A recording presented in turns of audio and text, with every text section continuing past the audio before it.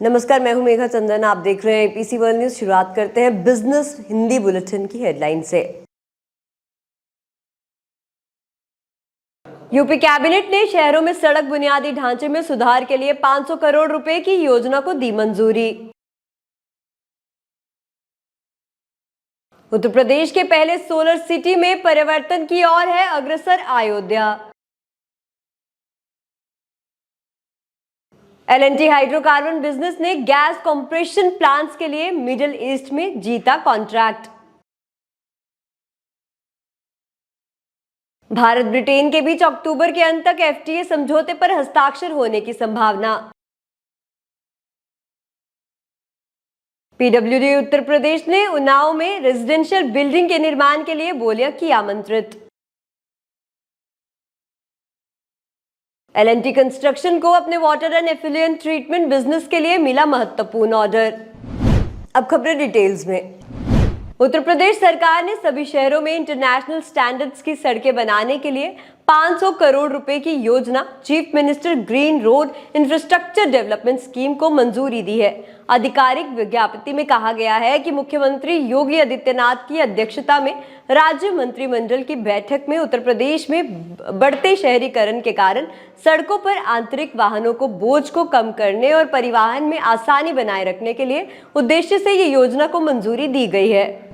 22 जनवरी 2023 को होने वाली राम मंदिर की आगामी अभिषेक समारोह की प्रत्याशा में भारत में उत्तर प्रदेश राज्य का एक प्रमुख शहर अयोध्या क्षेत्र के उद्घाटन सोलर सिटी में परिवर्तन के दौर से गुजर रहा है। The Uttar Pradesh new and renewable energy department यानी कि यूपीएनईडीए इस महत्वाकांक्षी प्रयास का नेतृत्व कर रहा है। मुख्यमंत्री योगी आदित्यनाथ की निगरानी में अयोध्या के सोलर सिटी बनाने का काम तेजी से बढ़ रहा है और मुख्यमंत्री ने अयोध्या के ऐतिहासिक महत्व पर जोर देते हुए इसे सूर्यवंश की राजधानी घोषित किया है, जहां बिजली मुख्य रूप से रिन्यूएबल सोलर एनर्जी से उत्पन्न की जाएगी। इस पहल में कई प्रमुख घटक शामिल हैं, जिनमें सरजू नदी के किनारे एक सोलर पार्क की स्थापना, सोलर एनर्जी से चलने वाले बोट्स की शुरुआत, सोलर स्ट्रीट लाइट्स की स्थापना, सार्वजनिक परिवहन में सोलर एनर्जी सोर्सेज को अपनाना और इलेक्ट्रिफिकेशन शामिल है। लार्सन एंड ट्यूब्रो एल&टी के हाइड्रोकार्बन बिजनेस यानी कि एल&टी एनर्जी हाइड्रोकार्बन एलटेप में हाल ही में मिडिल ईस्ट के एक प्रतिष्ठित ग्राहक के एक मेगा ऑनशोर प्रोजेक्ट के लिए लेटर ऑफ इंटेंट प्राप्त कर लिया गया है। इस कार्य के दायरे में गैस इनलेट सुविधाओं, compression system, produced water handling, propane refrigeration system, condensate transfer में गैस सत्पीड़न सुविधाओं के लिए उपयोगिताओं और मौजूदा गैस के साथ इसके एकीकरण में युक्त गैस सत्पीड़न संयंत्रों की इंजीनियरिंग, खरीद और निर्माण शामिल है। गैस कंप्रेशन प्लांट्स की बिजली आपूर्ति आवश्यकताओं को पूरा करने के लिए एल&टी कंस्ट्रक्शन की पावर ट्रांसमिशन और वितरण शाखा द्वारा 230 केवी आंतरिक उच्च वोल्टेज सबस्टेशन और 3 नंबर स्थापित किए जाएंगे। इकोनॉमिक टाइम्स द्वारा प्रकाशित एक रिपोर्ट के अनुसार भारत और यूनाइटेड किंगडम में अक्टूबर 2023 के अंत में फ्री ट्रेड एग्रीमेंट यानी कि एफटीए समझौते पर हस्ताक्षर की उम्मीद है। ब्रिटिश के प्रधानमंत्री ऋषि सुनक ने पहले दोनों देशों के बीच एफटीए सहित विभिन्न क्षेत्रों में भारत ब्रिटेन संबंधों को मजबूत करने की अपनी प्रतिबद्धता दोहराई है।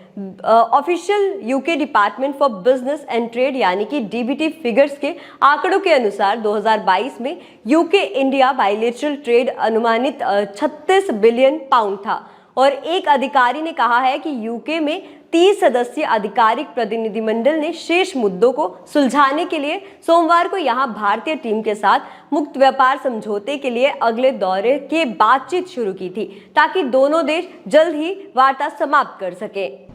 पब्लिक वर्क्स डिपार्टमेंट यानी कि पीडब्ल्यूडी उत्तर प्रदेश ने राज्य के उन्नाव जिले में स्टेट फायर फाइटिंग कॉलेज के residential and non residential building के निर्माण के लिए बोलियां आमंत्रित की हैं।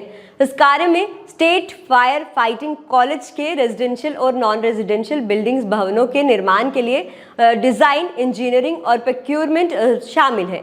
ये ईपीसी कॉन्ट्रैक्ट 345 करोड़ रुपए की अनुमानित लागत पर एग्जीक्यूट किया गया है और इसमें बिड सबमिशन की लास्ट डेट 20 अक्टूबर 2023 है।